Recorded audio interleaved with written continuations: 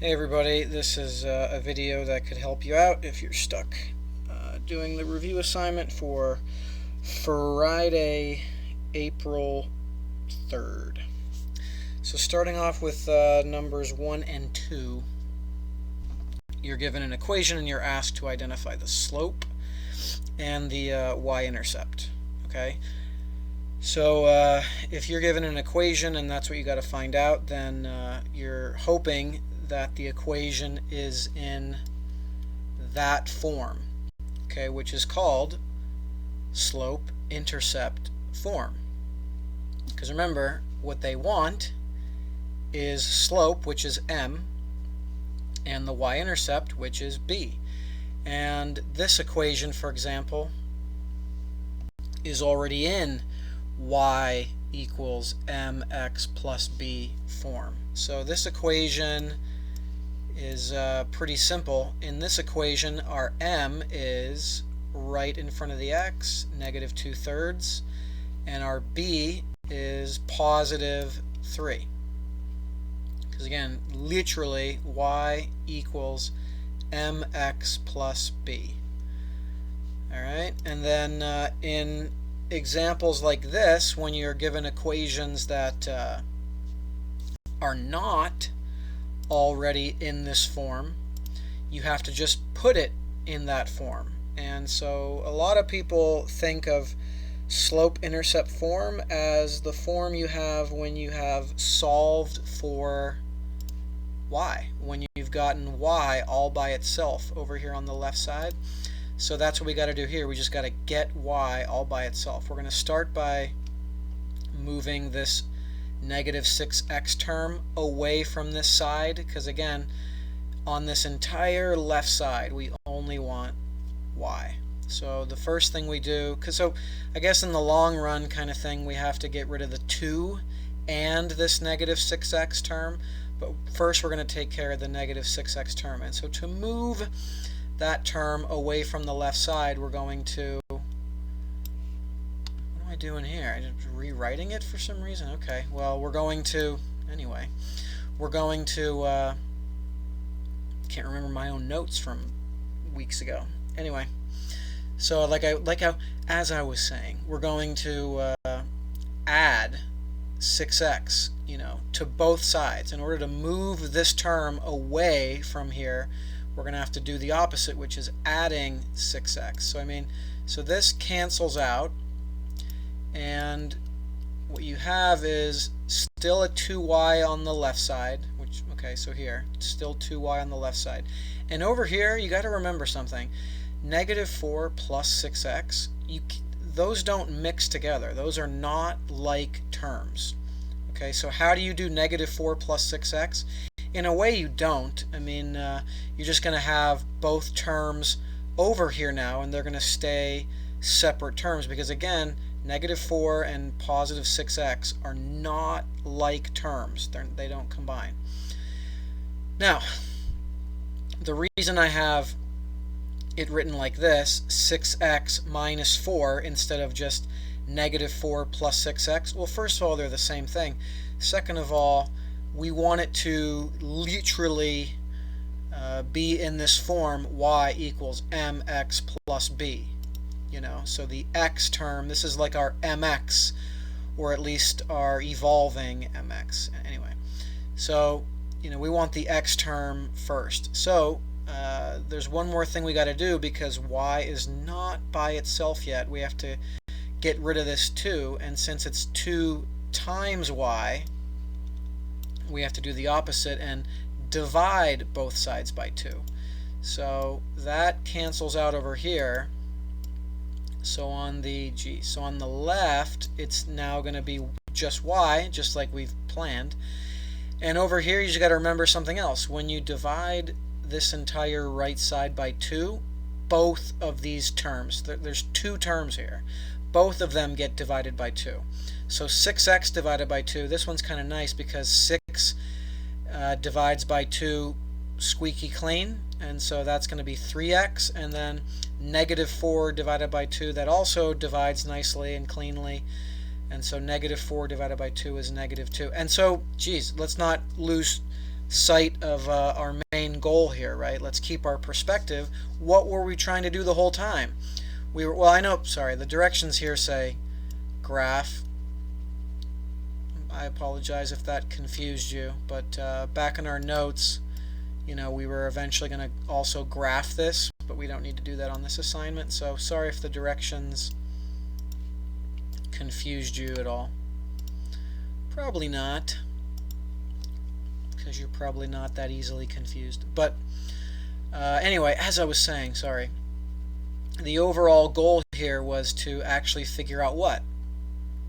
The slope and the y-intercept, in other words, m and b. So now that it's in this form, our m in mx is 3, which, okay, see more confusion. Yeah, technically slope is a fraction, and if we were actually going to graph that, then yeah, it like really helps to think of 3 as 3 over 1, you know what I mean? Rise over run, but the slope is just, you can just say the slope is 3. And our b value, what's our b value? What's our plus b? Well, it's actually minus 2. Alrighty, so that takes care of numbers 1 and 2. In numbers 3, 4, and 5, it's always about a scatter plot, just not totally unlike this one. And you're supposed to first find the equation of the line, then you're supposed to make a couple of predictions in number 4 and number 5. So first, when it comes to making the equation, you need 2 points on the line, okay? They've got to be on the line. Once you have your line of best fit, all these other points don't really matter that much, especially when it comes to what's the equation of the line of best fit.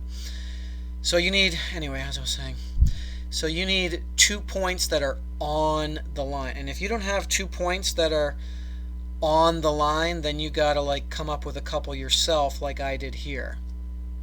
Alright, so I chose this point, which is pretty nice, and this point, which is pretty nice. And once you have the coordinates of those 2 points, you can start to find your equation with the first step of figuring out the slope with the slope formula, okay? So using the slope formula, we figure out that the slope here is 5 over 2.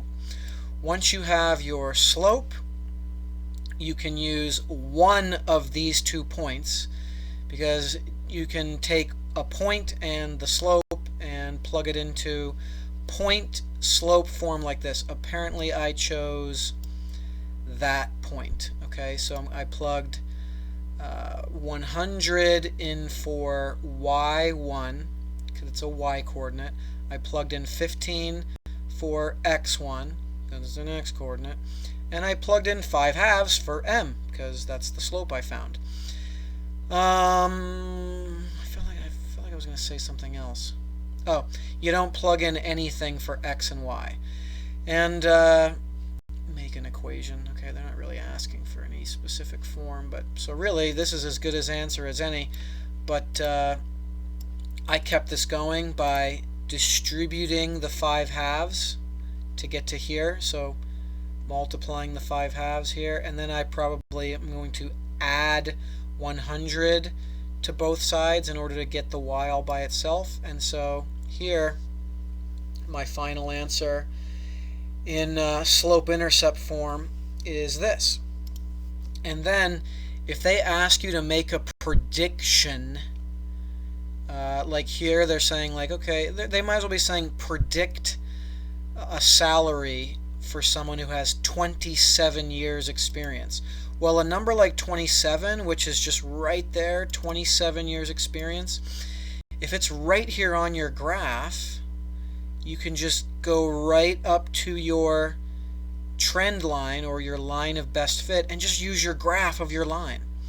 You know, because it's right here. It's right here in front of you. So 27 years, let's see, you go up here, and it's almost like saying, if there was a point, or, well, I should probably rephrase that because there's already like, it looks like there's already a couple points here for for 27 years experience, but that doesn't matter, okay? If they want you to make a prediction for, like, if there was another person that had 27 years experience, you would still just go to the line. And so, like, here on the line, right here, that corresponds with a salary of, it looks like, what salary is that over here on this axis?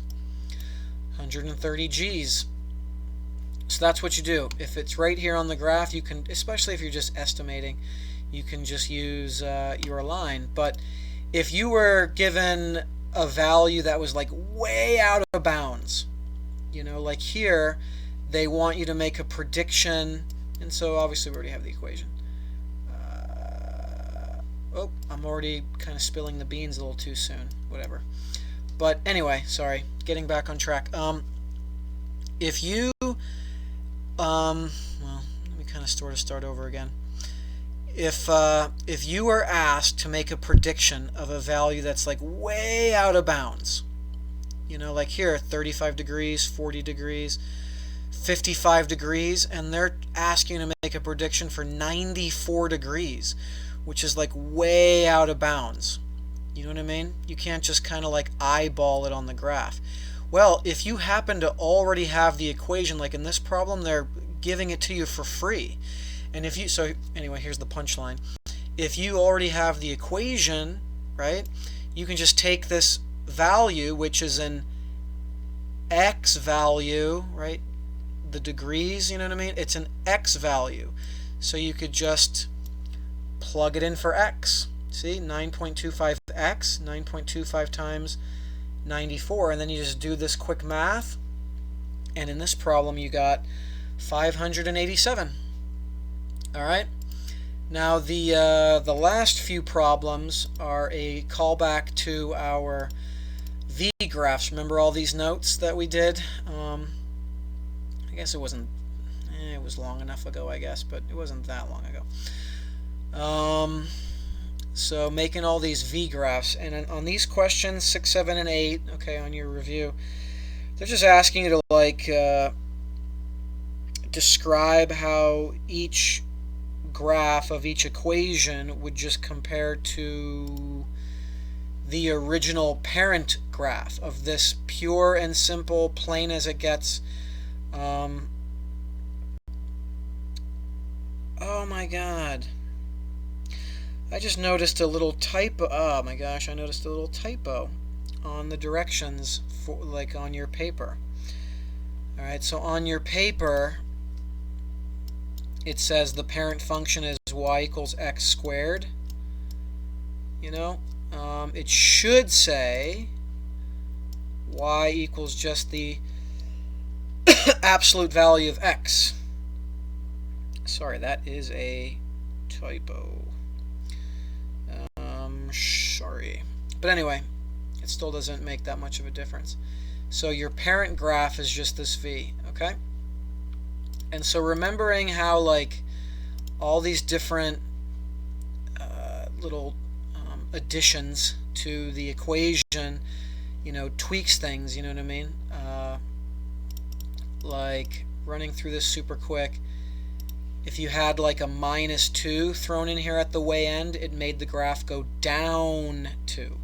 And a +2 at the way end made it go up 2. And then this +2 right inside the absolute value, right in there with the x, like right after the x, a +2 there made the graph actually go to the left 2. And a -2 actually made it go to the right 2. You know, like it would have started, like this point vertex was here a second ago. Well, I don't know, a second ago. But, you know, a -2 shifted the parent graph. That's a better way to say it. A -2, you know, would shift the parent graph to the right. And a number that was multiplied out in front would change the slopes on your V. You know what I mean?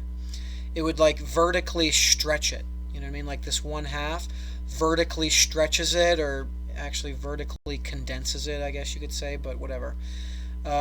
It might be easier to think of it as like literally changing the slopes. Like the slopes of these lines are like up 1 over 2 in both directions, And final thing, if there happens to be a negative number multiplied out in front, it also flips the graph upside down, flips the v upside down.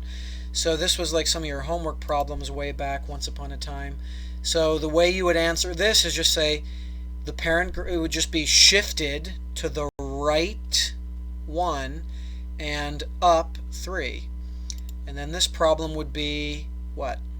This plus 6 makes it go left 6 and down 1. Right 5 up 4. Describe the transformation. This would vertically stretch it by a factor of 3. Okay, it would change the slopes on your v to 3 or 3 over 1.